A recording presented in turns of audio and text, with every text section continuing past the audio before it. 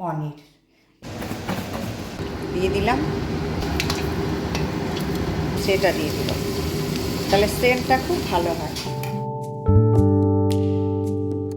হে guys, welcome. তো আজকে আমি সকলকে দেখাচ্ছি ফ্রাইড রাইস বানানো। তো আমার পদ্ধতিটা একটু অন্যরকম, এখানে জিনিসগুলো রাখা রয়েছে। তো আমি রাইসটা বানিয়ে নিয়েছি, সেই রাইস বানানোটা আর আমি দেখাইনি, কারণ এটা সবাই জানে। এখানে জল গরম হওয়ার পরে এখানে তেজপাতা, দারচিনি, এলাচ, লং দিয়ে জলটা গরম হয়েছে, তারপরে চাল ঢেলে দিয়েছি, বাসমতি চাল। তারপর এটা 2 তাল দেওয়ার পরেই মাঠটা ছেঁকে ভাতটাকে ঠান্ডা করে এটাকে এইভাবে তুলে নিয়েছি।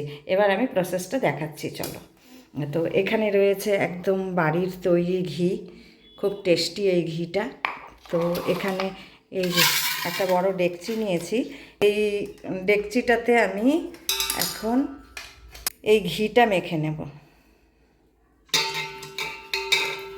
ডেকচিটা পুরোটা আমি গ্রিস করে নেব ভালো করে ঘি দিয়ে।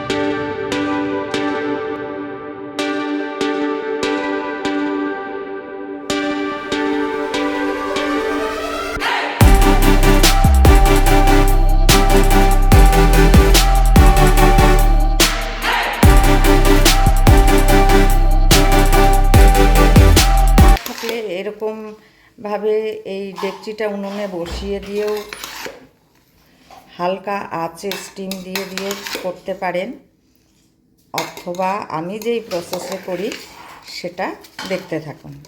তো আমি এটাকে ভালো করে মিক্সড করে নেব, তারপরের প্রসেসটা আমি দেখাচ্ছি। এই যে ভালো করে এটাকে সব মিশিয়ে নিয়েছি, আর একটু ঢাকা দিয়ে নেব, ব্যাস। এখানে আমি কড়াই বসিয়ে দিয়েছি, আর সাউন্ডের একটু ডিস্টার্ব হবে কারণ উপরে চিমনি চলছে, আপনারা ম্যানেজ করে নেবেন। এই ঘি দিলাম, আর একটু রিফাইন তেলও দেওয়া ছিল। এবার এটার মধ্যে আমি দিয়ে দেব গোটা তেজপাতা, আর এখানে রয়েছে দারচিনি, এলাচ আর লবঙ্গ, অল্প অল্প দিচ্ছি, দিয়ে দিলাম। আর এই যে গোটা জিরা,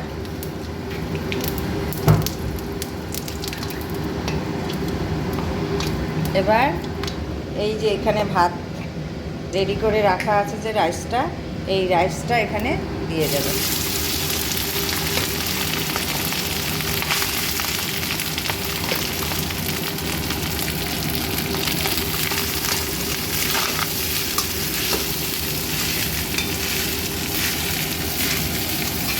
আস্তে আস্তে সব রাইসগুলো আমি দিয়ে নিই।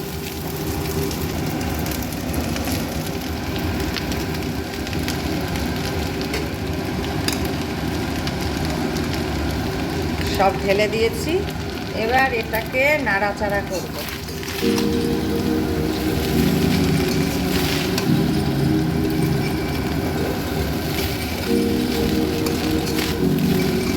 প্রথমে একটু স্টিমটা বাড়িয়ে নেব, তারপর স্টিমটা কমিয়ে দেব।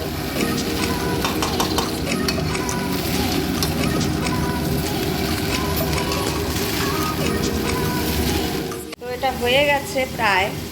একটু লাস্টে একটু আবার একটু ঘি দিয়ে দিলাম, আর এখানে রয়েছে জায়ফল জয়িত্রীর গুঁড়ো, একটু হালকা ভেজে ওটাকে শিলপাটাতে পিষে নিয়েছে, এটা দিয়ে দিল, তাহলে সেন্টটা খুব ভালো হয়। বেশি না, অল্পই দিতে হয়। এবার নেড়ে চেড়ে এটা নামিয়ে দেবো।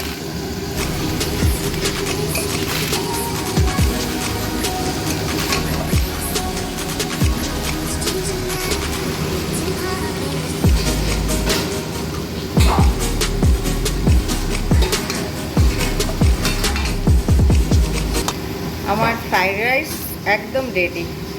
এবার সার্ভ করব আর খাবো। গরম গরম ফ্রাইড রাইস আর পনির বানানো হয়েছে, সেটা খাবো। তো আমার হাতের ফ্রাইড রাইস বানানো আপনাদের কেমন লাগলো কমেন্ট সেকশনে অবশ্যই জানাবেন। আর ভিডিওটি ভালো লাগলে পরে লাইক শেয়ার কমেন্ট অবশ্যই করবেন।